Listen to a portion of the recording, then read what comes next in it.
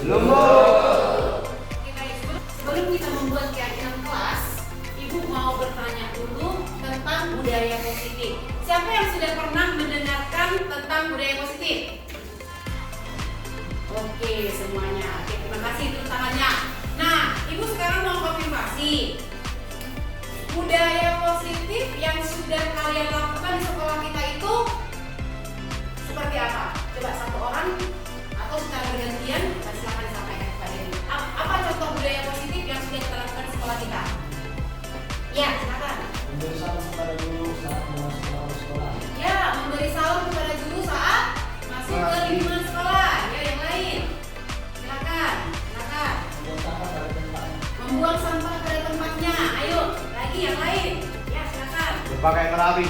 Berpakaian rapi. Yang lain. Silakan. Menjaga lingkungan sekolah agar bersih. Menjaga lingkungan sekolah agar tetap bersih. Yang lain, ada lagi? Ya. Mau memilih dan rekam. Membawa botol air minum dan bekal setiap Setiap hari. ya. Dan banyak contoh lain yang sudah kalian lakukan di sekolah ini. Nah, kebiasaan-kebiasaan tadi atau budaya positif yang sudah kalian lakukan tadi itu arahnya adalah bagaimana kalian itu supaya menjadi siswa yang gimana? Siswa yang bertanggung jawab, siswa yang disiplin, kemudian siswa yang mandiri, ya. Nah, jadi budaya-budaya positif tadi yang saya sebutkan tadi itu adalah kebiasaan-kebiasaan yang harus kita lakukan supaya menjadi budaya. Nah, selain dari budaya positif atau kebiasaan-kebiasaan yang positif yang sudah kalian sebutkan tadi dan sudah kita praktekkan di sekolah ini, kita membuat keyakinan kelas. Jadi keyakinan kelas ini adalah salah satu budaya positif yang bisa kalian lakukan di kelas. Nah, sekarang Ibu pengen tahu dari kalian kira-kira kelas seperti apa yang kalian impikan. Kemudian teman-teman seperti apa yang kalian impikan. Yang ketiga, guru yang seperti apa yang kalian impikan. Jadi kalau Ibu bertanya yang diimpikan, artinya kita kepingin, kita bermimpi bahwasannya kita kepingin kelas yang seperti apa supaya kalian itu belajarnya nyaman, kemudian kalian itu juga bisa beraktivitas dengan semangat, ya. Nah, sekarang Ibu akan membagikan kertas. Nah, sekarang Ibu akan membagikan kertas ini satu orang satu, ya. Oke. Nah, oke, boleh dijalankan. Ambil aja satu, ya, ambil aja satu, ya, ambil satu, nanti sisanya dikasih ke Ibu. Oke. Pastikan semua sudah dapat sticky note belum? Coba diangkat semuanya. Ya, sudah dapat ya? Oke. Nanti mana tahu nanti kurang kertasnya boleh ambil dari Ibu lagi ya? Oke, baik. Nah, sekarang Ibu minta kalian menuliskan kelas seperti apa yang kalian impikan, kemudian teman-teman yang seperti apa yang kalian mau, yang kalian inginkan, dan situasi pembelajaran atau guru yang seperti apa yang kalian mau. Silakan dituliskan di kertasnya. Kalau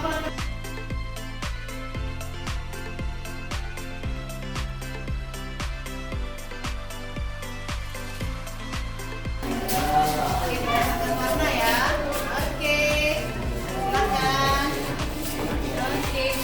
Oke, silakan. Yang beberapa lagi, yang siswa itu siswa putri ya. Ya, silakan. Berdasarkan warna aja ya, di bawah aja. Ya.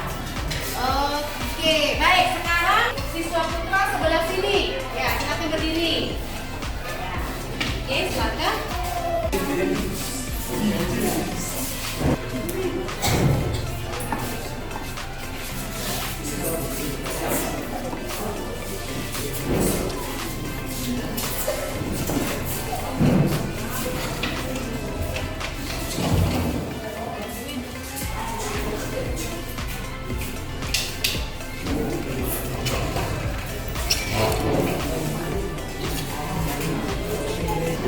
Oke, baik. Ibu mengucapkan terima kasih bagi anak-anak yang sudah menempelkan kelas impiannya, ya.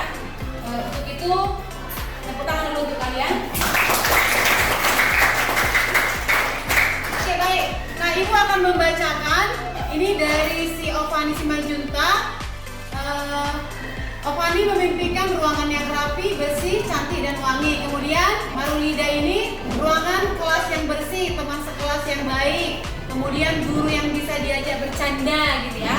Oke, nah kalau si Putri sini memimpikan ruangan yang bersih, teman yang baik, kemudian guru yang baik dan rajin, kemudian pelajaran yang asik atau menyenangkan.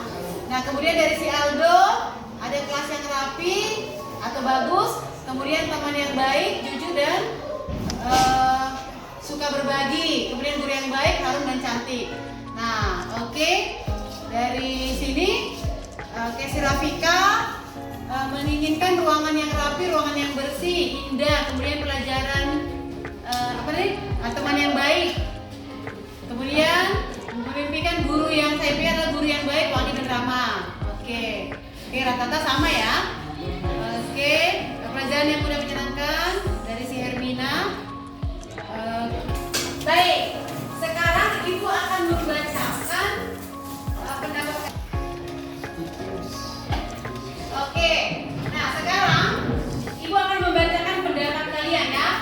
Nah, pendapat dari, tadi sudah dibacakan dari atas, sekarang pendapat dari bawah dulu. Ya, pendapat dari Israel, saling menghargai, tidak membeda-bedakan teman ya. Saling menghargai dengan tidak membeda-bedakan teman itu sama nggak? Sama ya, saling menghargai ya. Oke, kemudian tidak menyebutkan nama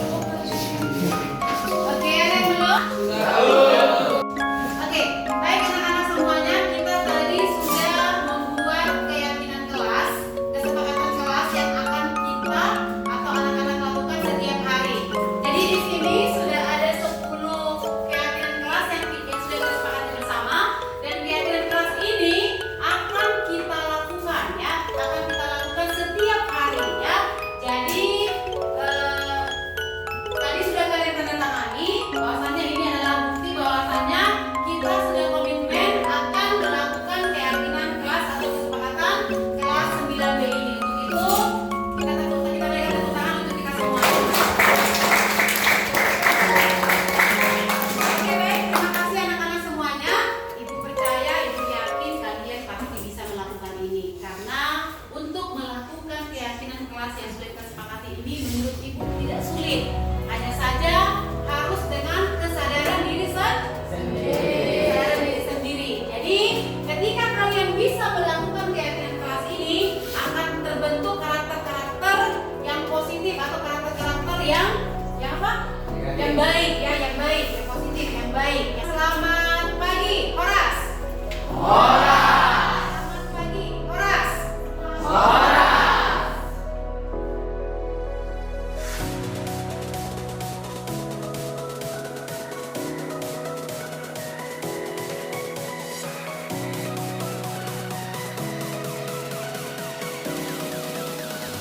Kenalkan, nama saya Opari Sinodita, siswi dari SMP Negeri 1 Sempatan Monda, kelas 9B. Perasaan saya sangat senang karena telah membuat keyakinan kelas bersama Ibu Kulina Putih dan teman-teman di kelas 9B.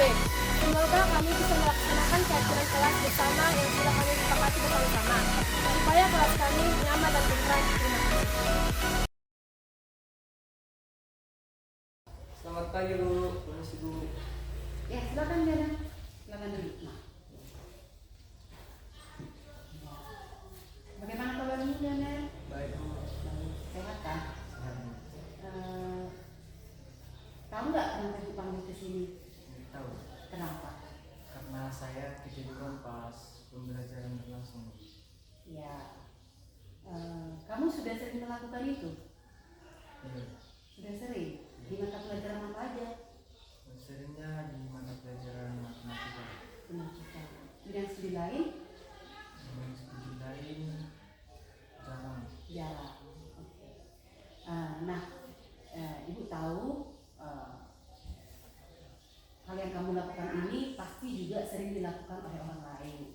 Tetapi kalau ini kamu lakukan berulang-ulang, akan mengakibatkan kamu itu rugi, nak, ya, rugi dalam segi ketinggalan pelajaran. Kemudian kamu juga tidak menghargai guru yang masuk di kelas kamu. Nah, menurut kamu kenapa kamu sering ketiduran di kelas? Saya ketiduran di kelas Bu karena saya sedang aktif di organisasi remaja gereja Bu. Karena saya belum dari organisasi remaja gereja, saya mengerjakan tugas yang diberikan oleh Bapak Ibu dari sekolah. Dan setelah saya mengerjakan tugas itu, saya tidak langsung tidur, saya bermain HP dulu. Oh, bermain HP setelah mengerjakan tugas. Nah, itu seberapa sering kamu lakukan? Hampir setiap malam nih. Setiap malam. Nah, kamu tahu nggak kalau ketiduran di kelas itu salah? Ya, tahu. Tahu. Nah, kalau menurut kamu, kenapa itu salah? Karena saya jadi tidak menghargai diri yang sedang menerangkan diri di sana. Iya, benar sekali. Kemudian kamu mengalami kerugian nggak kalau kamu ketiduran di kelas? Apa kerugiannya apa? Kemudiannya saya jadi ketinggalan mata pelajaran yang dijelaskan oleh Bapak Ibu. Ketinggalan mata pelajaran.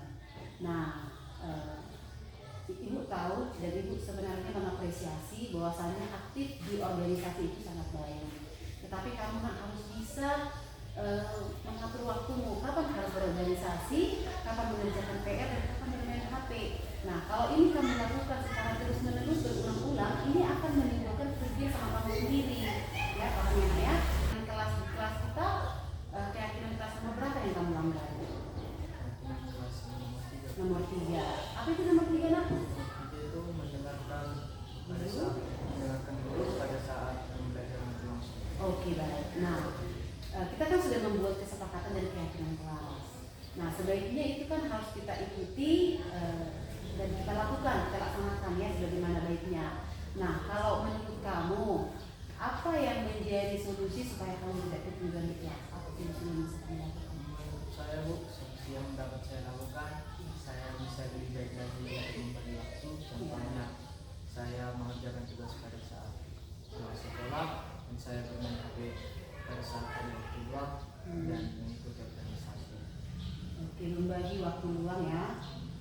Saat kapan bermain HP, kapan berorganisasi, dan kapan mengerjakan PR begitu ya. Nah, selain itu, apa kira-kira yang lain yang bisa kamu lakukan supaya kamu tidak ketiduran di kelas?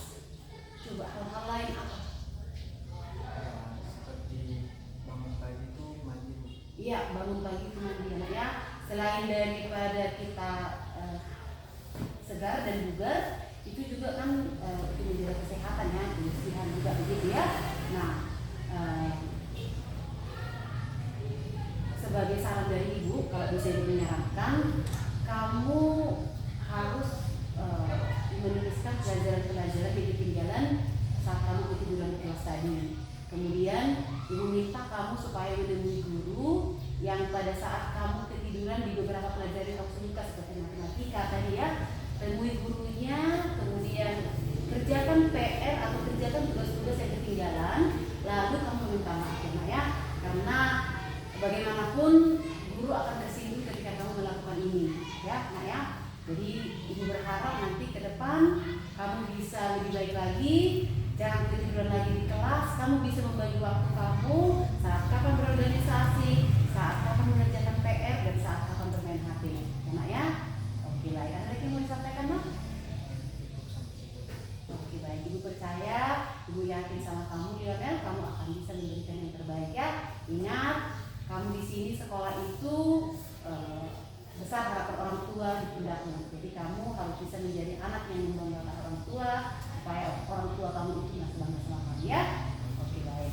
Baik itu saja. Kamu sudah makan tadi? Sudah jajan? Sudah. Oke baik. Setelah ini nanti kamu kembali ke kelas, kerjakan apa yang sudah kita sepakati tadi, yang sudah disampaikan tadi. Kemudian nanti akan ibu kontrol kembali. Nanti kamu melapor lagi sama ibu ya. Oke baik. Oke, terima kasih ya Lionel. Silahkan masuk kelas ya. Horas, perkenalkan nama saya Lionel Petra Marpau. Saya dari kelas 9. Saya dari SMP Negeri 1 Siantar Marunda. Setelah saya mendapatkan solusi dari Ibu Kenny Napitupulu tentang permasalahan saya menjadi puas dan saya yakin saya bisa menjadi lebih baik lagi. Terima kasih. Horas.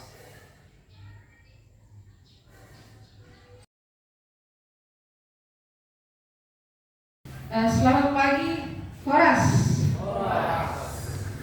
Ya, sebelum kita melanjutkan acara kita di pagi hari ini, pertama sekali saya bacakan dulu tertib acara yang akan kita laksanakan pada berbagi praktik yang baik di komunitas pelajar SMP Negeri 1 Siantar Marunda.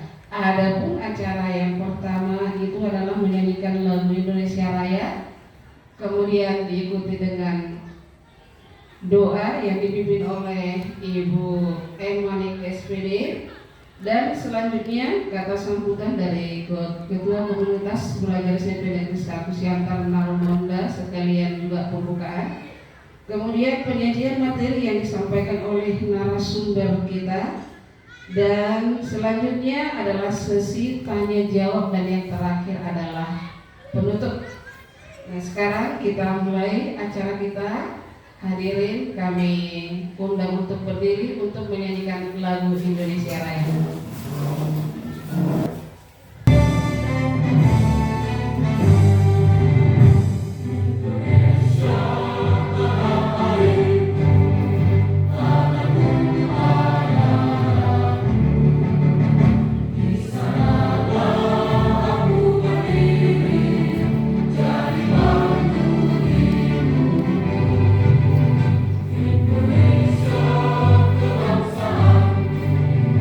Bangsa dan tanah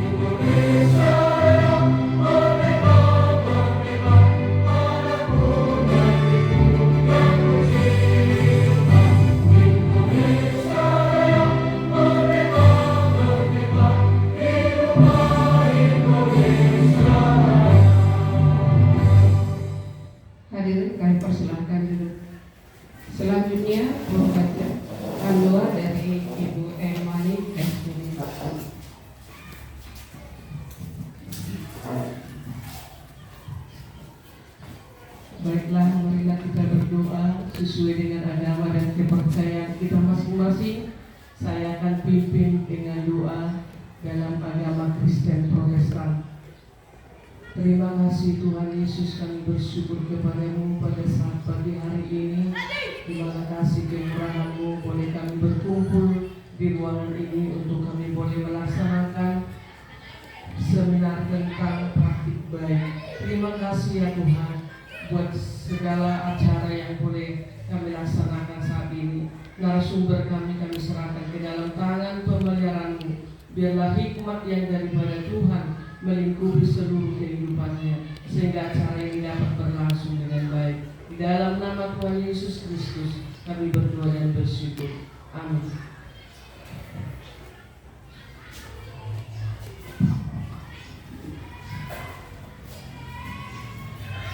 Ya, untuk selanjutnya adalah kata sambutan sekalian pembukaan dari komunitas belajar SMP Negeri 1 Siantar Naramonda. Oke, selamat pagi, horas.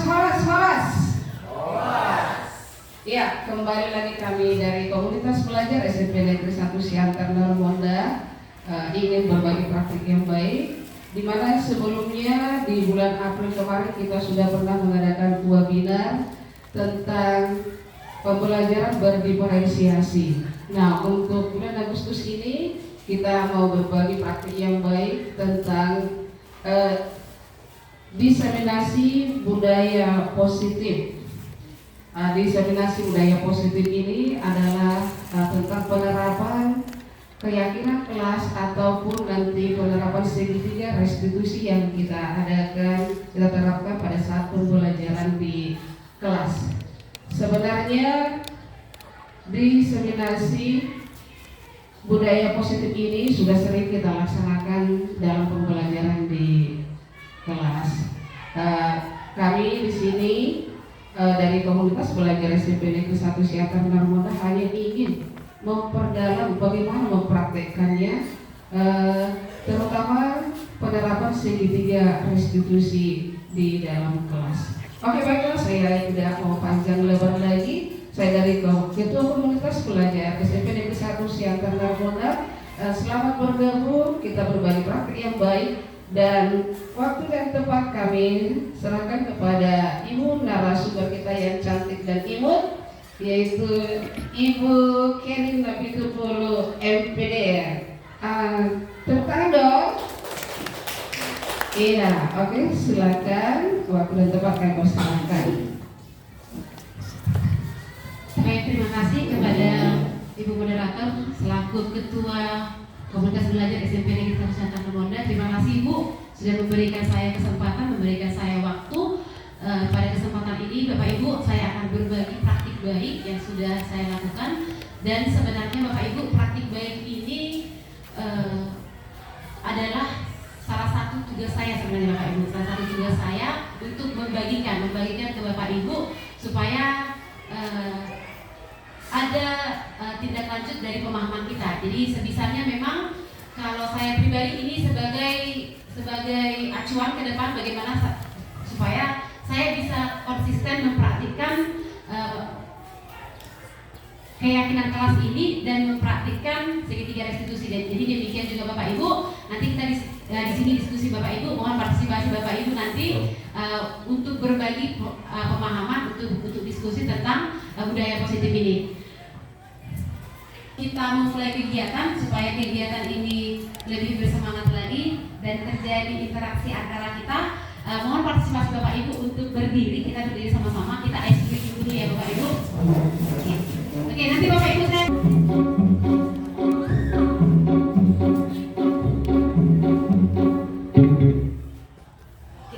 Ini pergi pagi pulang pagi Bapak Ibu.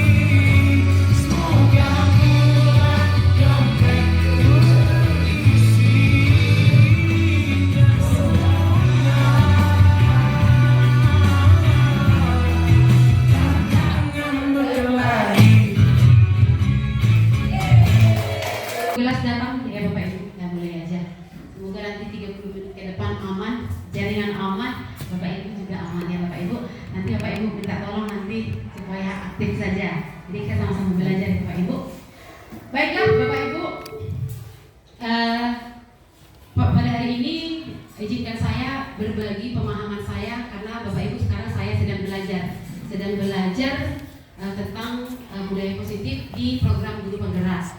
Jadi Bapak Ibu, saya ingin berbagi pemahaman, berbagi hasil belajar saya kepada Bapak Ibu yang nanti kedepannya berharap hal ini bisa kita terapkan bersama. Demikian juga ke saya pribadi supaya lebih bersemangat, bukan hanya sekedar tagihan tugas, tetapi ke depan berharap ini akan menjadi kebiasaan. Itu harapannya ya Bapak Ibu. Baiklah Bapak Ibu, di sini ada pertanyaan pemantik. Pertanyaan pemantik ada 3 di sini. Yang pertama, hukuman dapat mendisiplinkan anak. Nah Bapak Ibu, supaya lebih efektif, Bapak Ibu minta izin menuliskannya saja melalui link yang sudah diberikan oleh Bu. Ya, silakan Bapak Ibu. Ya, nanti Bapak Ibu tinggal ditambahkan di komen aja, tinggal diklik saja Bapak Ibu. Pertanyaan yang pertama, setujukah Bapak Ibu bahwa hukuman dapat mendisiplinkan anak? Nanti kalau Bapak Ibu setuju, nanti bilang setuju saja. Kemudian kalau tidak, bilang tidak setuju. Nanti alasannya mungkin nanti langsung bisa disampaikan nanti melalui forum ini. Kemudian sudah bisa diakses Bapak Ibu? Sudah bisa kah? Sudah bisa? Oke. Oke. Bapak Ibu kalau bisa dibuatkan namanya kan, karena kan aplikasi Bapak Ibu belum belum di rename ya. Jadi buatkan aja nanti misalnya setuju kan koma PS gitu. Ya, itu aja. Ya, silakan.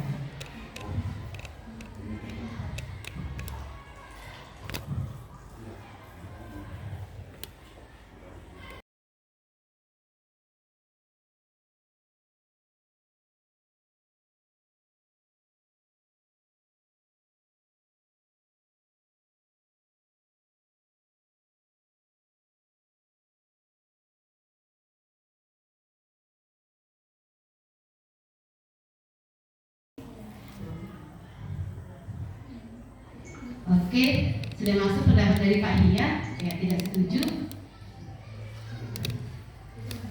Pemberian hukuman dengan hal positif seperti membaca atau membersihkan halaman sekolah dapat meningkatkan disiplin anak. Oke, setuju. Oke, terima kasih. Setuju.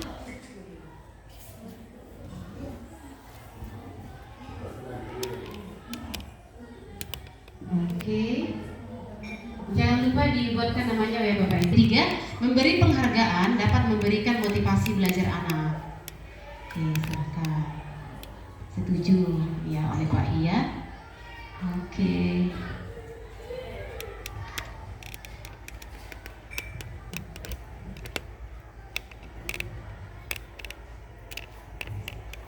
Oke, di pertanyaan nomor 1 masih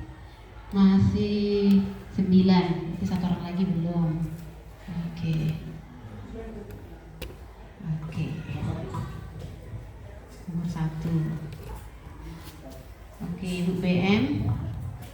Memberi penghargaan dapat memberikan motivasi belajar anak. Ya, setuju atau tidak?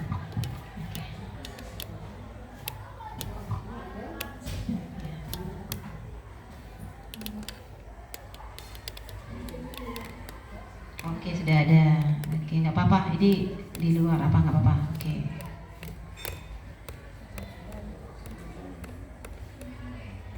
JP sudah, Pak Iya udah. Oke, terima kasih Pak. Oke, Ibu Lubis sudah masuk. Apa komentarnya? Selesaikan. Silakan berjuang kembali Bapak Ibu. Nggak apa-apa ya. Nggak apa-apa. Ini masih tetap dibuka, nanti kita buka lagi. Oke. Baiklah Bapak Ibu, hukuman dapat mendisiplinkan anak. Mohon partisipasi dari Bapak Ibu. Bagaimana pendapat Bapak Ibu tentang pertanyaan nomor 1 ini? Silakan Bapak Ibu. Ya, mungkin berdiri saja. Oke, terima kasih Bu. Langsung aja ya Bapak Ibu, menurut saya poin nomor 1 tentang hukuman dapat mendisiplinkan anak, saya setuju tadi ya, pertanyaan tadi ya. Ya, saya memberikan jawaban setuju. Kenapa? Karena menurut saya ketika anak itu tidak ada hukuman, jadi tidak ada efek jerah. Gitu. Nah, tapi tergantung kita juga memberi hukuman yang seperti apa, seperti itu. Mungkin cukup dari saya seperti itu. Oke, baik, terima kasih Bu Vina. Mungkin ada pendapat lain dari Bapak Ibu. Baik, terima kasih Ibu atas kesempatannya. Untuk poin yang pertama, itu tadi saya katakan saya kurang setuju. Kenapa? Hukuman itu tidak perlu dalam hukuman bisa membuat anak itu menjadi disiplin. Pengalaman saya selama mengajar, ada beberapa kali saya kasih hukuman, tetapi anak-anak itu tidak mengikuti begitu, malah ribut, membuat lagi yang lain. Satu guru yang di sisi di perbuatan satu dibuat lagi yang lain, maka pendapat saya tadi kurang setuju. Jadi bagaimana cara kita untuk mencari solusi supaya anak itu bisa ikut terlibat dalam pembelajaran? Itu saya terima kasih. Oke, baik, terima kasih Pak Gia. Ada lagi Bapak Ibu yang ingin menyampaikan unek-uneknya atau pengalamannya yang pernah mungkin dialami di kelas Bapak Ibu? Ada lagi? Ya, silakan Pak. Ya, masalah hukuman ini dari zaman dahulu kala ini sudah sangat dibutuhkan dalam setiap kegiatan. Kita, contohnya, kita di PJUK, hukuman bisa dilaksanakan dengan cara membangun semangat. Contohnya, sedang kita di lapangan, seorang siswa tidak disiplin, bisa kita hukum dengan melakukan kegiatan olahraga yang membangun tubuh. Artinya kita tidak kontak fisik. Contoh yang lain, kita berlari. Itu juga termasuk membangun fisik, menambah daya tahan tubuh. Jadi saya sangat setuju dengan hukuman ini dengan bentuk apa? Artinya jangan kontak fisik. Kira-kira demikian Bu. Oke, baik, terima kasih Bapak Ibu. Jadi bisa kita simpulkan Bapak Ibu, pendapat Bapak Ibu di sini ada pandangan yang berbeda ya. Jadi tadi menurut Ibu Vina setuju bahwasanya hukuman ini tapi tergantung hukumannya seperti apa begitu. Kemudian dari Pak Dia tadi sebenarnya nggak setuju Pak ya. Tidak setuju ada hukuman, tetapi bagaimana cara kita untuk mendisiplinkan anak ini supaya terlibat aktif dalam pembelajaran. Dan dari Pak Sumarmata tadi bahwasanya ini sebenarnya sudah kita rasakan. Saya juga mungkin di 20 tahun yang lalu, tahun 2000, nanti 24 tahun yang lalu, saya juga pernah merasakan bahwasanya hukuman itu di sisi lain bisa mendisiplinkan saya, dan itu saya rasakan Bapak Ibu. Jadi mungkin Bapak Ibu juga pasti merasakan hal yang sama di zaman dulu begitu. Nah, tetapi bagaimana nanti makna hukuman di sini dapat mendisiplinkan anak nanti akan kita ketahui nanti di materi berikutnya Bapak Ibu, karena ini adalah pertanyaan pemantik. Jadi benar sekali memang Bapak Ibu, kadang memang ada tipe anak yang harus dihukum dulu baru bisa berubah. Kemudian ada juga anak yang harus disayang dulu, lembut dulu, baru mau ngerti, mau mengikuti. Jadi memang tergantung tipe dan karakter anak itu berdasarkan pengalaman kita mungkin Bapak Ibu, dan mungkin juga dirasakan Bapak Ibu saat berhadapan dengan peserta didik. Baiklah Bapak Ibu, untuk pertanyaan yang kedua mungkin boleh dibantu Pak Purba atau Bapak Ibu yang lain. Pemberian hukuman dengan hal positif seperti membaca atau membersihkan halaman sekolah dapat meningkatkan disiplin anak. Bagaimana pendapat Bapak Ibu tentang yang nomor 2 ini? Silakan Pak. Pakai mikrofon aja Pak, biar kedengaran ya.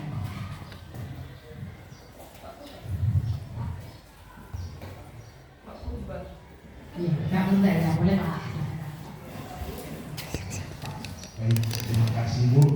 Pemberian hukuman dengan hal positif seperti membaca atau membersihkan halaman sekolah, menurut saya belum mampu kalau untuk meningkatkan kedisiplinan. Karena seperti membaca atau membersihkan halaman sekolah itu kan merupakan kebiasaan mereka.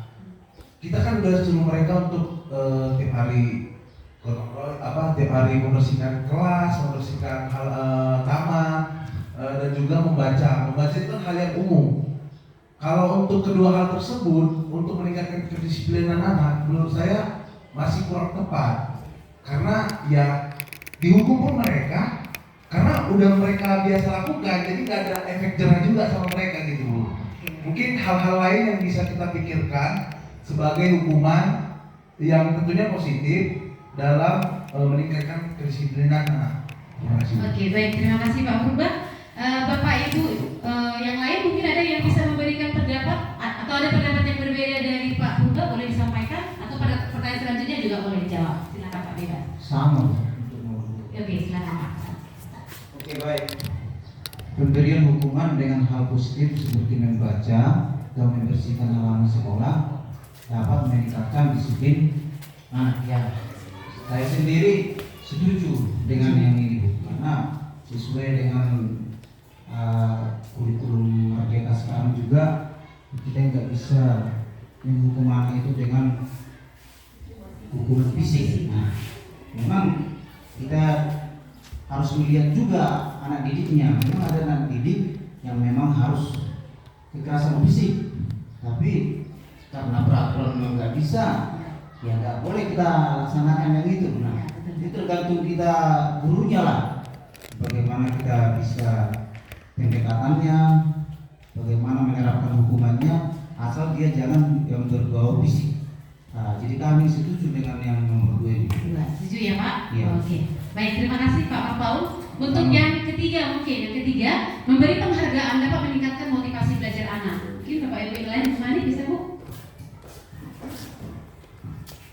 Ya, terima kasih buat kesempatan ini. Menurut saya nomor 3 ini adalah poin yang paling baik. Memberi penghargaan dapat meningkatkan motivasi belajar anak. Sangat saya setuju. Karena kalau kita berikan motivasi kepada anak, ya mereka juga akan termotivasi, mempunyai dorongan untuk mengikuti pelajaran. Karena kita berikan penghargaan. Penghargaan itu bisa berupa angkat jempol, dengan cara kita suruh anak-anak memberikan tepuk tangan atas jawaban mereka yang sudah benar. Bahkan kita katakan, bahkan kadang-kadang saya bawa permen dari rumah, saya kasih ini hadiahnya ya. Jadi orang berlomba-lomba untuk mengikuti dan bahkan menjawab pertanyaan yang kita berikan. Kira-kira begitu yang bisa saya berikan. Terima kasih. Oke, baik, terima kasih Bapak Ibu atas respon Bapak Ibu. Bapak Ibu tadi sudah menceritakan pengalaman yang sering Bapak Ibu alami di kelas. Nah, bagaimana selanjutnya nanti kita akan menemukan jawabannya ini di sesi berikutnya ya Bapak Ibu. Baiklah Bapak Ibu, saya izin berbagi dulu Bapak Ibu. Disiplin positif, kalau di sekolah kita ini kan ada namanya disiplin positif, dan sebenarnya sudah diterapkan di sekolah kita. Dimulai dari memberi salam di gerbang, di lingkungan sekolah juga seperti itu. Kemudian di setiap kelas juga kita kan sudah membuat keyakinan kelas Bapak Ibu ya. Jadi kebiasaan-kebiasaan baik yang sudah kita terapkan sebagai kesepakatan kita bersama anak didik dan guru itu adalah bagian dari budaya positif. Kemudian budaya positif yang lain itu adalah keyakinan kelas. Jadi keyakinan kelas itu adalah Bapak Ibu termasuk budaya positif. Nah, bagaimana nanti cerita tentang keyakinan kelas nanti akan kita kupas bersama. Jadi Bapak Ibu kita di sini mempelajari atau saya akan berbagi tentang keyakinan kelas dan segitiga restitusi. Jadi segitiga restitusi ini Bapak Ibu ulangi dulu. Saya menjelaskan dulu tentang keyakinan kelas. Keyakinan kelas ini adalah Bapak Ibu bukan peraturan. Ya, jadi keyakinan kelas ini adalah kesepakatan bersama yang dibuat antara guru dengan peserta didik. Jadi kesepakatan bersama ini lahir dari murid sendiri, idenya murid sendiri. Jadi kita Bapak Ibu guru itu memfasilitasi, menyediakan forum supaya mereka bisa menyampaikan pendapatnya bagaimana mereka supaya menciptakan suasana kelas yang nyaman. Begitu, kira-kira begitu ya Bapak Ibu. Nah, kemudian nanti kita kan ada 2 ya. Kemudian selanjutnya di segitiga restitusi. Nah, segitiga restitusi ini adalah salah satu teknik penyelesaian masalah atau penyelesaian kasus yang dihadapi oleh siswa. Jadi ini adalah tekniknya Bapak Ibu. Jadi kalau berdasarkan pengalaman saya sendiri, kalau biasanya saya menyelesaikan masalah anak-anak itu, kasus murid itu biasanya itu dengan cara menghukum, dan itu tidak bisa saya pungkiri dan sampai sekarang juga mungkin masih saya lakukan Bapak Ibu ya. Walaupun sebenarnya saya tahu itu salah, tetapi ada juga memang dari dalam diri sendiri ini mau diapain begitu. Jadi ketika kita kasih dia misalnya cara penyelesaian masalah versinya kita yang dulu pernah saya alami sebagai siswa, bahkan bisa berubah anak ini begitu. Ada memang tipe anak yang harus kita kasih dulu bisa berubah. Ada tipe anak memang yang harus dengan cara yang lembut supaya dia bisa berubah Bapak Ibu. Jadi ini berdasarkan pengalaman, tapi ada juga dampak negatifnya dari apa yang saya lakukan. Jadi ada dampak negatifnya adalah anak yang saya selesaikan masalahnya dengan versinya saya sewaktu saya sebagai siswa. Dampak buruknya seperti ini Bapak Ibu. Ketika saya melakukan perekaman di kelas tentang praktik segitiga diskusi dan keyakinan kelas ini Bapak Ibu, kebetulan saya di kelas 9B. Jadi saya minta izin sama kelas itu, anak-anak ibu minta izin ya, minta izin mau merekam aktivitas di kelas ini karena ibu ada dan tugas. Kebetulan si Devi di dalam kelas itu, si Devi dan kawan-kawan satu geng. Oke Bu, nggak apa-apa. Jadi mereka itu sebenarnya penasaran ini mau ngapain gitu. Jadi begitu saya masuk ke kelas itu, saya kan karena tahu sedang direkam kan Bapak Ibu, saya kan langsung berubah. Biasanya kan saya, misalnya kalau baris itu pun cetak juga ya pakai amarah, pakai emosi kan gitu. Demikian juga di kelas untuk mentertibkan anak itu biasanya dengan cara yang sedikit agak kasar memang. Jadi ketika saya merekam tugas itu, saya langsung berubah gayanya. Maksudnya, baik selamat pagi anak-anak, bagaimana kabarnya hari ini? Saya yakin kalian semuanya sehat. Saya seperti itu. Jadi si Devi langsung ngomong, ih, lucu ibu ini. Dia langsung ngomong di situ. Jadi saya matikan videonya. Itu masih ada videonya si Devi ngomong kayak gitu. Emang kenapa rupanya Devi? Biasanya gak kayak gitunya ibu. Katanya, oh iya ya. Terus kayak mana ibu rupanya biasanya? Coba dipraktekkan. Dia takut, semakin pun takut. Udah gak apa-apa, ini saya izin ibu. Gak apa-apa, kita sekarang santainya. Jadi si Devi bilang, Bu gak apa-apa aku contohkan. Gak apa-apa, contohkan lah.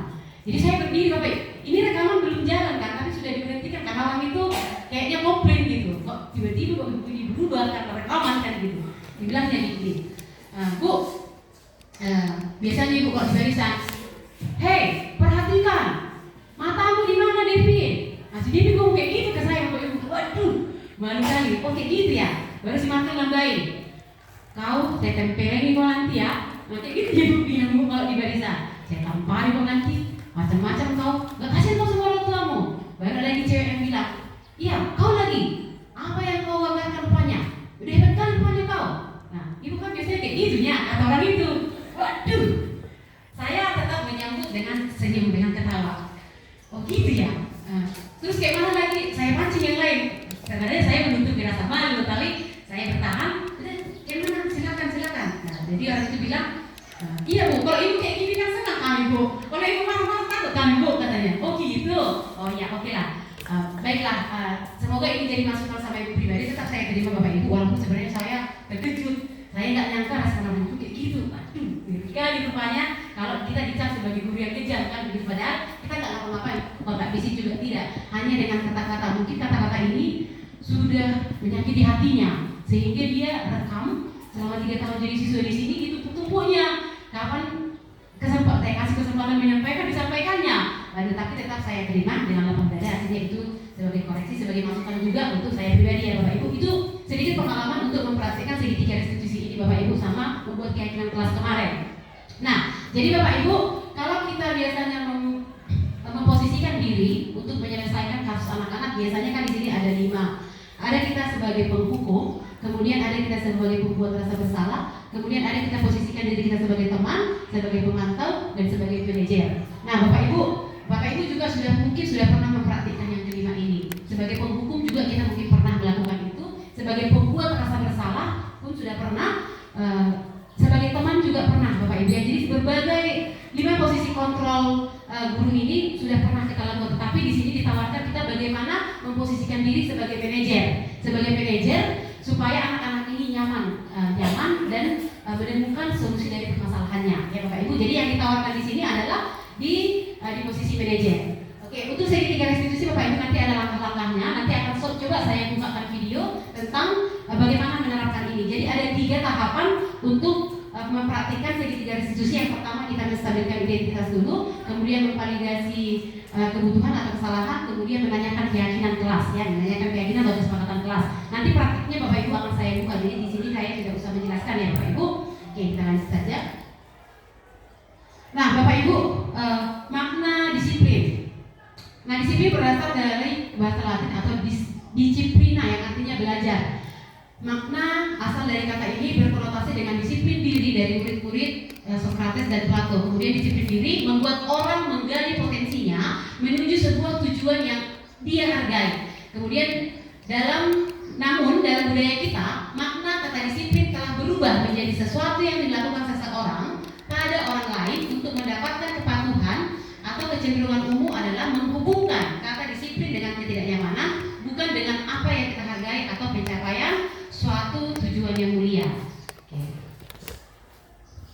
Nah, Bapak Ibu, nilai-nilai kebajikan yang universal kita mengarah kepada nilai-nilai dalam Politik Pelajar Pancasila, yaitu ada 6. Yang pertama, beriman, bertakwa kepada Tuhan Yang Maha Esa, mandiri, berlaku kritis, berkebinekaan global, bergotong royong, kreatif. Jadi ketika budaya positif ini kita terapkan, ketika budaya positif ini dilakukan oleh anak-anak, kita berharap anak-anak itu memiliki karakter yang profil pelajar Pancasila ke-6 ini. Jadi inilah tujuan akhirnya dari penerapan budaya positif yang kita sudah terapkan, Bapak Ibu ya.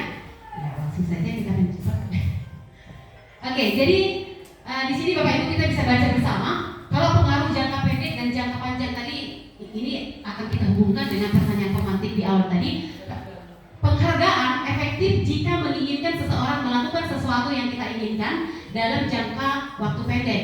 Kemudian jika kita menggunakan penghargaan lagi dan lagi, maka orang tersebut akan bergantung kepada penghargaan yang diberikan serta kehilangan motivasi dari dalam. Kemudian yang ketiga, jika kita mendapatkan penghargaan untuk melakukan sesuatu yang baik, maka selain kita senantiasa berharap mendapatkan penghargaan tersebut, kita pun menjadi tidak menyadari tindakan yang baik yang kita lakukan. Jadi sebenarnya ada pengaruh jangka pendek dan jangka panjang tentang penghargaan yang kita berikan kepada siswa. Jadi tidak semuanya bisa dibilang efektif, Bapak Ibu ya. Itu mungkin di sini.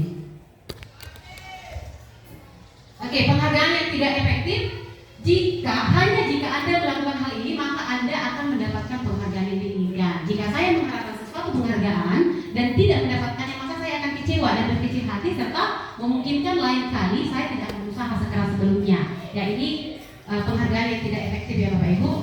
Nah, penghargaan juga bisa merusak hubungan Bapak Ibu, merusak hubungan yang mengakibatkan ada rasa iri sesama peserta didik. Kemudian ada juga motivasinya hanya sesaat untuk menyenangkan guru. Jadi ada anak-anak ini yang hanya di depan kita saja yang ambil hati. Jadi ketika kita di situ, dia berusaha bagaimana sebaik mungkin kita memberikan apresiasi, kita memuji, kita memberi penghargaan. Ada. Kemudian dampaknya bisa juga menciptakan persaingan di kelas itu, tapi persaingannya ke arah yang negatif. Baik, dalam memberikan apresiasi atau pengakuan apresiasi itu adalah Bapak Ibu penilaian positif yang diberikan seseorang terhadap orang lain atau bisa juga terhadap sesuatu yang dia kerjakan. Nah, dalam memberikan apresiasi atau pengakuan perlu kita ingat bahwa satu, memberi pengakuan itu secara khusus, kemudian beri pengakuan secara pribadi, memberi pengakuan kepada semua murid secara bergantian, memberi pengakuan secara konsisten, terus dilakukan dan fokus kepada proses. Oke. Nah, contoh pengakuan atau apresiasi kebajikan Bapak Ibu, ini contohnya kalimat pembukanya. Kemarin saya perhatikan, ini saya contohkan ya Bapak Ibu, kemarin saya perhatikan kamu sangat rajin sekali membersihkan kelas, gitu. Jadi nilai kebajikan yang di situ kita rasa empati besar sekali. Kemudian situasinya pada saat menolong murid baru di kelas kita. Jadi kira-kira contoh kalimat pembukanya begini Bapak Ibu. Kemarin saya perhatikan kamu menolong teman kamu yang terjatuh di lapangan. Ibu perhatikan, ibu melihat rasa empati sangat besar sekali kepada teman-temanmu. Jadi kita berikan pujian kepada anak itu. Jadi kira-kira contoh, ini hanya contoh ya Bapak Ibu, dan contoh lain banyak lagi. Kemudian saya menghargai pada saat kamu membantu teman-teman kamu di kelompok saat diskusi. Ibu melihat kepedulian kamu kepada teman-temanmu itu sangat luar biasa. Nah, kira-kira seperti itu contohnya ya Bapak Ibu. Mungkin contoh-contoh yang lain nanti akan coba kita seringkan kembali. Oke, nah Bapak Ibu, ini coba Bapak Ibu jawab ini pertanyaannya. Mencatat, ini antara hukuman dan konsekuensi ya Bapak Ibu. Mencatat 100 kali di dalam buku, saya tidak akan terlambat lagi karena karena terlambat di sekolah. Ini menurut Bapak Ibu hukuman atau konsekuensi?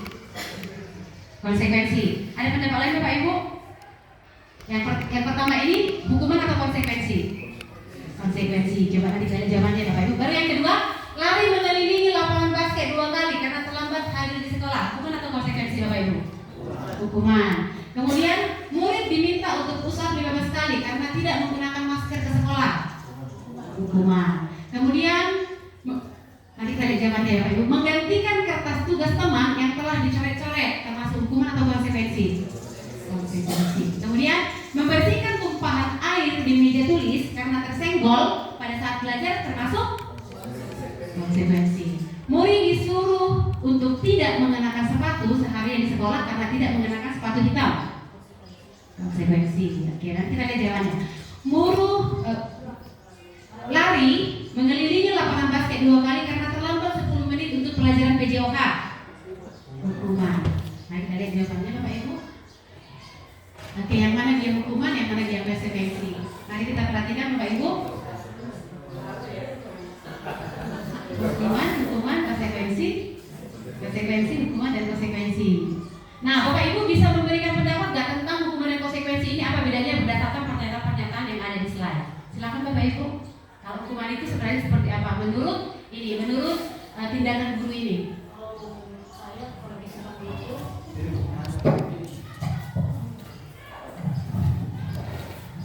Kalau menurut saya hukuman itu berupa bentuk latihan fisik.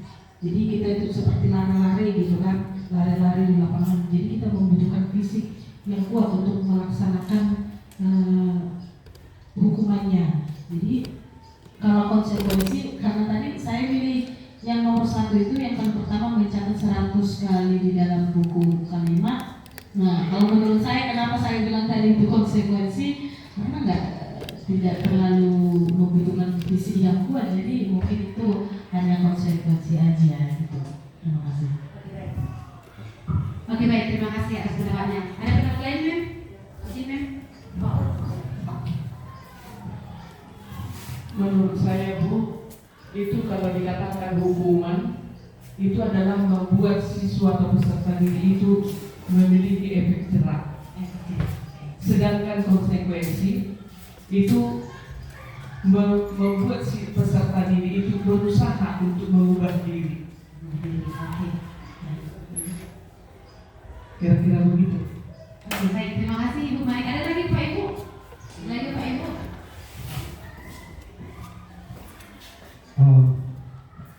Mungkin menurut saya konsekuensi itu contoh yang menggantikan kertas, ya kan?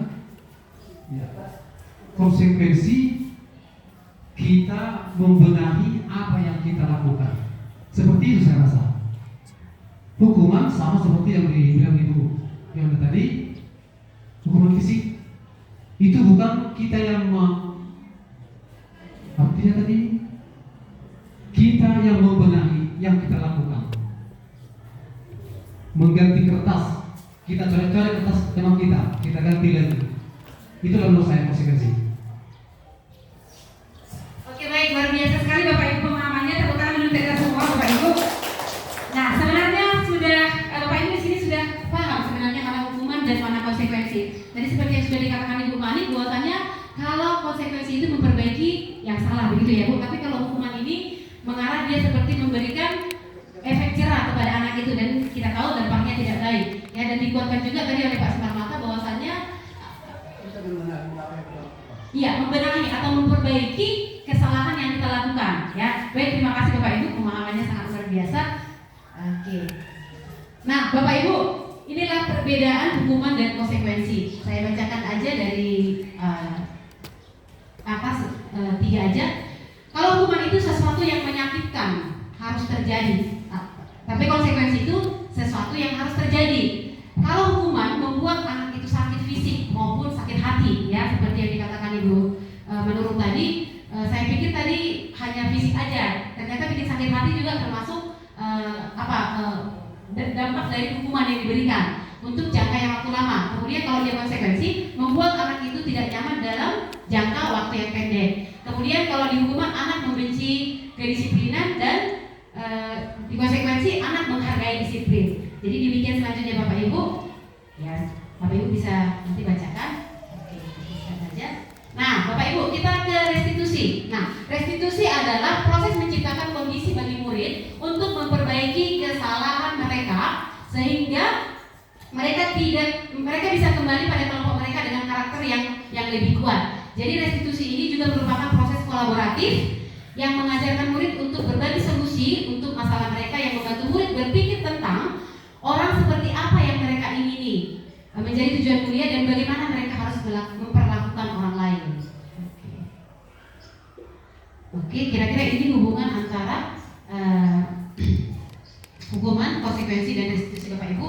Kalau dia dihukuman sesuatu yang menyakitkan yang harus terjadi, tadi sudah kita tayangkan. Kemudian kalau dia konsekuensi, sesuatu yang harus terjadi. Kalau restitusi itu, restitusi merupakan pilihan. Nah, selanjutnya yang nomor 2, kalau hukuman tidak nyaman untuk murid untuk jangka waktu yang panjang. Kalau dia konsekuensi tidak nyaman untuk murid untuk jangka waktu yang pendek. Tetapi restitusi menguatkan untuk murid atau anak dalam waktu yang panjang. Jadi di sini kalau di hukuman, korban atau murid itu mendapatkan keadilan. Kalau di konsekuensi, korban itu bisa diabaikan. Tapi kalau di restitusi, korban ini mendapatkan ganti. Kira-kira begitu ya Bapak Ibu. Tidak usah saya bacakan ke bawah ya Bapak Ibu. Oke, nah langsung Bapak Ibu. 9 ciri-ciri restitusi. Yang pertama, bukan untuk menebus kesalahan, tapi untuk belajar dari kesalahan. Kemudian memperbaiki hubungan. Yang tadinya mungkin si anak ini, si A dan si B ini berantem, pukul-pukulan di lapangan. Setelah kita proses menggunakan teknik restitusi, kita menciptakan supaya hubungan orang ini tetap baik, begitu. Jadi bukan jadi ada unsur balas dendam setelah kejadian itu. Kemudian ada tawaran, bukan paksaan. Jadi kita di sini guru bukan memberikan solusi, tetapi kita menawarkan atau kita memfasilitasi dia untuk menyampaikan apa yang menjadi solusi yang bisa dia lakukan. Selanjutnya, restitusi menuntut untuk melihat ke dalam hati, ke dalam diri, dan restitusi mencari kebutuhan dasar yang mendasari tindakan. Kemudian restitusi adalah cara yang paling baik. Restitusi fokus kepada karakter bukan tindakan, fokus kepada solusi ya Bapak Ibu, di garis bawahi fokus kepada solusi. Kemudian restitusi mengembalikan murid yang berbuat salah pada kelompoknya. Oke. Nanti saya bukakan aja videonya Bapak Ibu.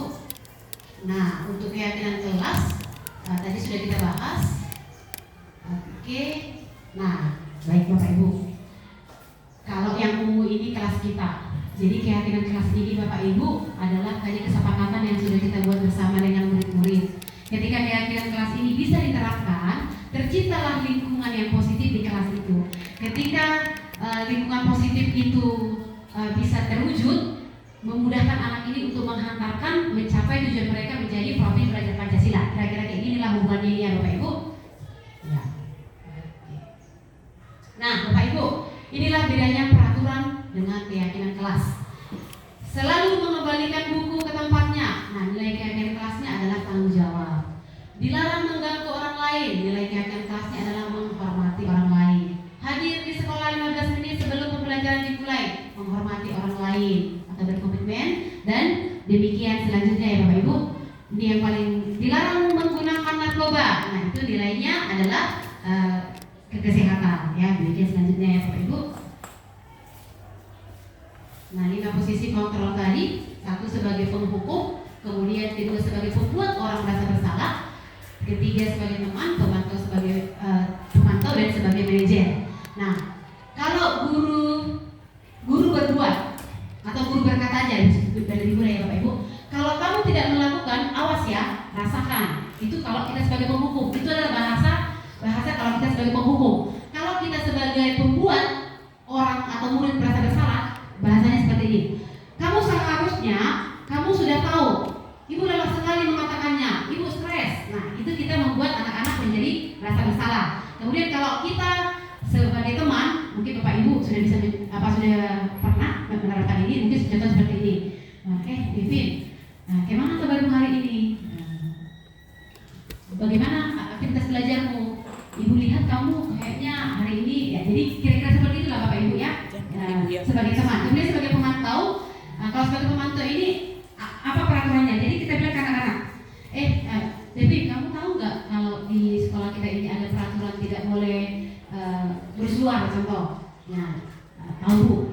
Kalau peraturan itu kan untuk dilakukan, sebaiknya kamu harus mengikuti peraturan itu. Kira-kira kayak gitu bahasanya. Tapi kalau kita sebagai manajer, apa yang kita yakini, apa yang bisa kamu kerjakan untuk memperbaiki masalah ini? Jadi kira-kira bahasanya seperti ini. Devi, ibu perhatikan kamu belakangan ini sering terlambat ke sekolah. Ibu tahu kalau terlambat sekolah itu sebenarnya hal yang biasa dilakukan oleh banyak orang. Tetapi kalau itu berulang kali kamu lakukan, akan mengakibatkan kerugian kepada diri kamu sendiri. Guru juga merasa tersinggung karena kamu terlambat. Kamu kamu juga ketinggalan pelajaran. Nah, supaya kamu bisa lebih baik lagi, apa yang bisa kamu lakukan? Kira-kira kayak gitulah kalau kita sebagai manajer ya Bapak Ibu. Dan saya yakin Bapak Ibu di sini sudah pernah mempraktikkan yang ini ya Bapak Ibu. Kita hanya menyegarkan kembali. Oke. Langsung saja kita ke kasus ya Bapak Ibu. Untuk membuat anak yang merasa gagal karena berbuat salah menjadi positif terhadap dirinya, guru berkata, kira-kira kalau di sesi menstabilkan identitas itu kira-kira bahasanya seperti ini Bapak Ibu. Berbuat salah itu manusiawi, nah, tidak ada manusia yang sempurna. Bapak Ibu juga pernah salah, atau kita pasti bisa menyelesaikan masalah ini. Kira-kira beginilah kata-kata yang kita ucapkan di tahap menstabilkan identitas ketika anak melakukan kesalahan. Inilah contohnya Bapak Ibu. Bapak Ibu tidak tertarik untuk mencari tahu siapa yang benar, siapa yang salah. Kemudian Bapak Ibu lebih tertarik untuk menyelesaikan masalah. Nah, inilah contoh kata-kata yang bisa kita lakukan, yang bisa kita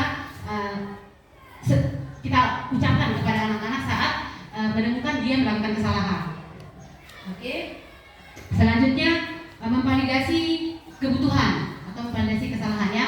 Jadi contohnya Bapak Ibu di sini, guru bisa saja, kamu bisa saja kan melakukan hal yang lebih buruk, tapi kamu tidak melakukan itu. Kamu pasti punya alasan mengapa melakukan itu. Misalnya nanti kenapa kamu terlambat? Nah, jadi kita bisa berkata, Ibu ya, Ibu tahu kamu punya alasan kenapa kamu terlambat. Nah, kira-kira kayak gitulah apanya. Ini tata bahasanya. Kemudian setelah kita di posisi apa tadi? Ya, di validasi kesalahan, validasi kebutuhan, kita langsung arahkan dia keyakinan kelas. Jadi kesalahannya ini kita arahkan. Keyakinan kelas kita yang nomor berapa yang kamu langgar? Nah, kira-kira begitu. Kemudian nilai-nilai apa yang telah kita sepakati dari keyakinan kelas itu? Kemudian kita tanya ke dia, kelas yang ideal itu seperti apa sih? Nah, jadi kira-kira kayak gini lah Bapak Ibu bahasa kita atau kata-kata kita untuk menyelesaikan kasus anak tersebut. Oke, nah Bapak Ibu, saya akan mencoba membuka video saja langsung ya. Nanti kita diskusi sebentar.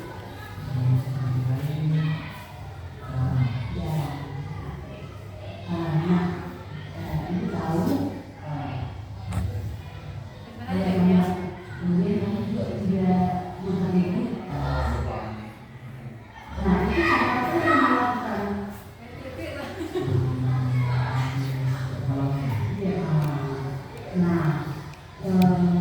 kamu tahu nggak kalau dari kamu salah? Nah, kalau menurut kamu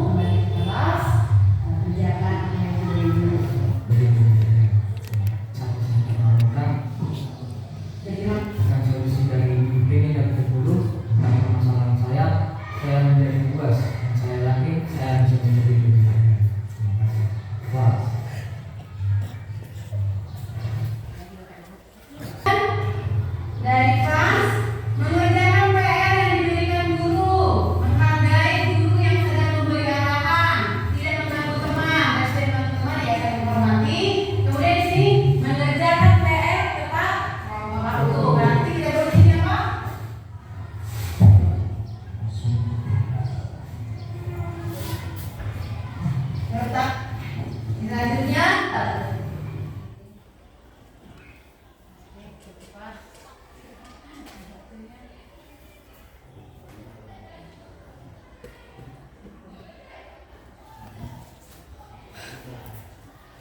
kamu bisa jalan di tempat-tempat yang kosong supaya ini menjadi komitmen kita bersama, ya. Oke. Tapi bagaimana pada tuliskan namanya kemudian ditandatangani. Oke, silakan dari 1, 2, 3. Oke, dari ini dulu silakan. Yang satu orang, ya silakan. Tuliskan namanya sama-sama. Ya. Oke, silakan. Nah, boleh pakai ini? Nah, boleh pakai marker ini, Bu. Oke, nice.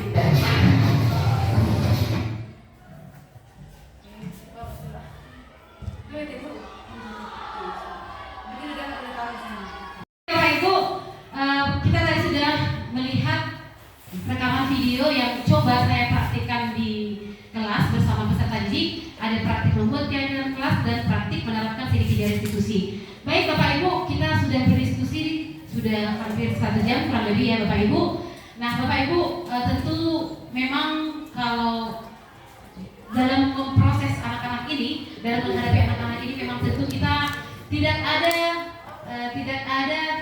tindakan yang benar-benar sempurna. Jadi sehingga memang seperti saya pribadi terus belajar, terus mencari tahu ini bagaimana caranya supaya keputusan, supaya tindakan yang saya ambil itu tepat kepada anak-anak. Demikian juga nanti Bapak Ibu mungkin sama-sama belajar kita Bapak Ibu, sama-sama berdiskusi bagaimana nanti sebenarnya penerapan tentang budaya positif ini. Nah Bapak Ibu, sepanjang kita berdiskusi mulai dari awal hingga akhir, mungkin ada pemahaman baru, ada paradigma baru, pendapat baru yang Bapak Ibu mungkin terpikir, oh ternyata begini. Ya selama ini saya tahu seperti ini. Untuk itu Bapak Ibu mohon partisipasi Bapak Ibu untuk menjawab 1 pertanyaan, 2 pertanyaan, nanti 1 orang 1 aja. Silakan Bapak Ibu yang bersedia menyampaikan refleksi Bapak Ibu tentang kegiatan kita 1 hari ini. Silakan Bapak Ibu.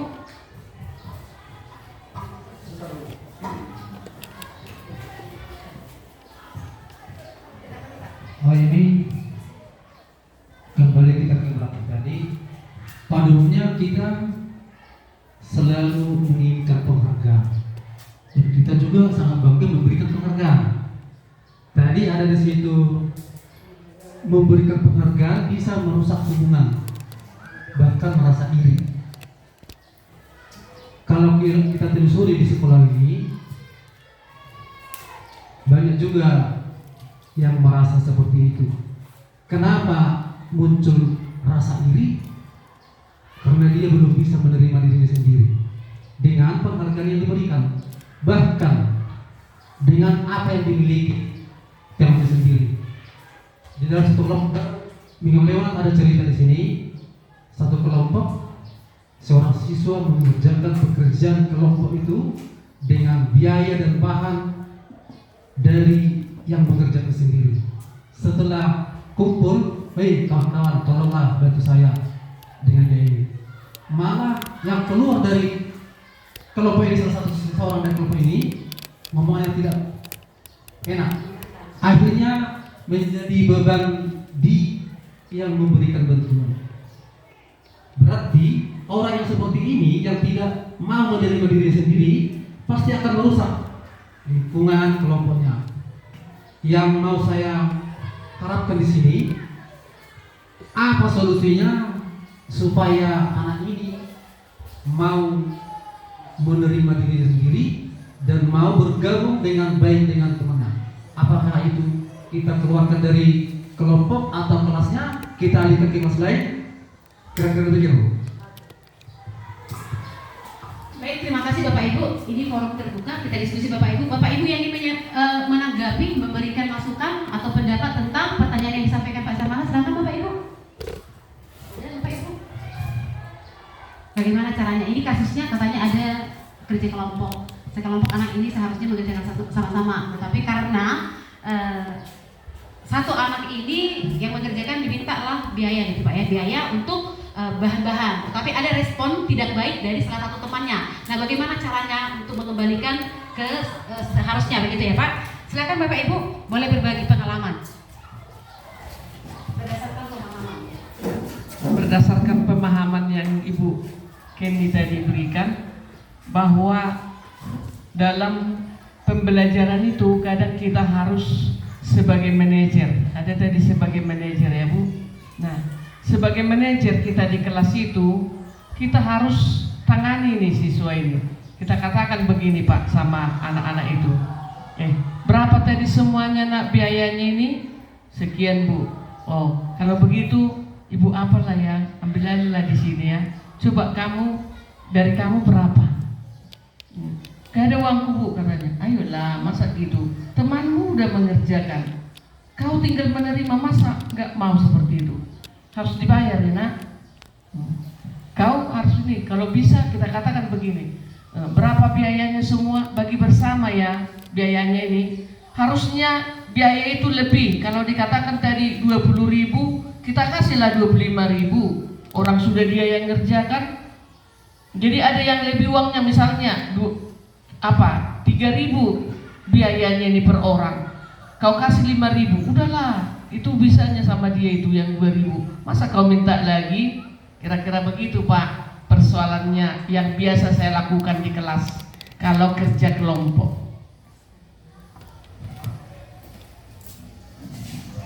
Oke, baik, terima kasih kepada Ibu Mani yang sudah memberikan mungkin pandangan, solusi. Dan ada lagi Bapak Ibu yang ingin menguatkan kita bersama. Izin Bu, dikasih dulu mikrofonnya Bu. Ya. Oke, terima kasih untuk kesempatan yang diberikan. Saya bisa menangkap tadi dari kasus lah ya yang disampaikan oleh Bapak Simarmata.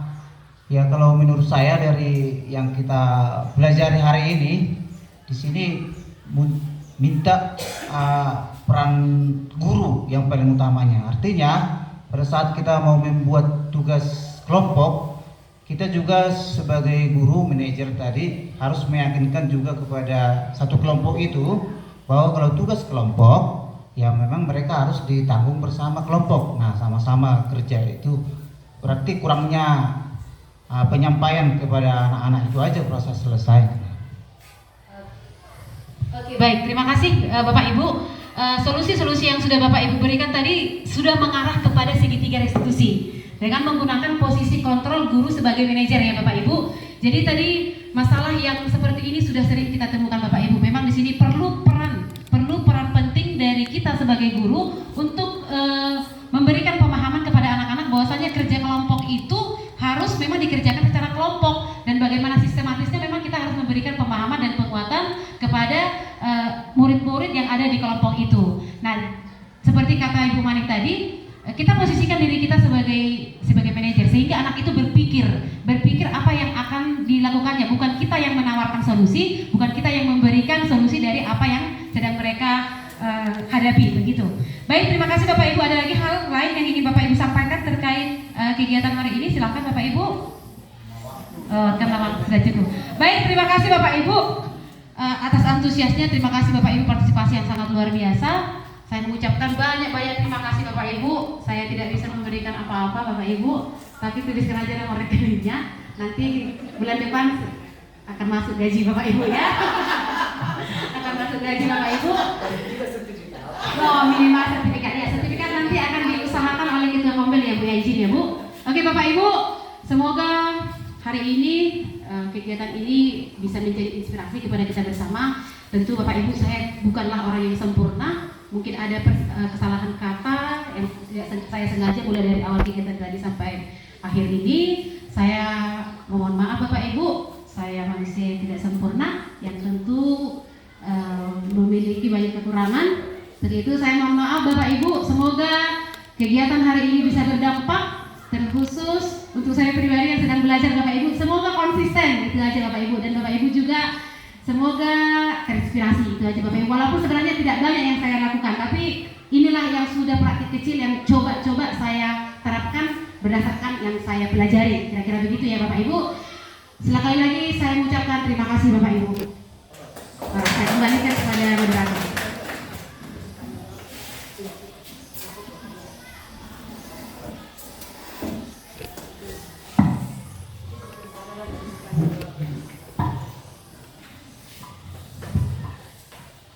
Oke, sekali lagi tepuk tangan yang meriah buat ibu narasumber kita yang cantik, imut, dan banyak sekali ilmu yang kita dapat. Baiklah.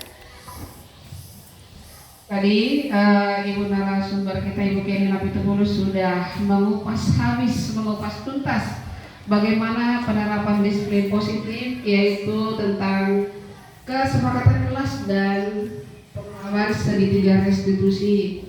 Sudah dijelaskan tadi dengan sangat jelas sekali, dan semoga itu bermanfaat bagi kita semua. Tadi yang bisa saya ambil, di mana kesepakatan kelas itu adalah merupakan keyakinan kelas adalah merupakan kesepakatan daripada peserta di kelas itu sendiri, bagaimana biar melaksanakan kegiatan proses belajar mengajar di dalam kelas itu biar lebih kondusif. Dan kemudian dipaparkan ibu itu lagi tentang penerapan segitiga restitusi, bagaimana kita menangani masalah, bagaimana kita menyelesaikan masalah yang dihadapi kalau dilanggar itu kesepakatan kelas. Kira-kira begitu yang bisa kita tangkap tadi. Baiklah, kita berada di penghujung acara kita. Saya bikin pantun dulu ya, nanti dibilang cakep ya. Anak pintar dan pemberani, minum air di gelas bersih. Kami tutup dulu berbagai praktik baik hari ini. Salam hangat dan terima kasih.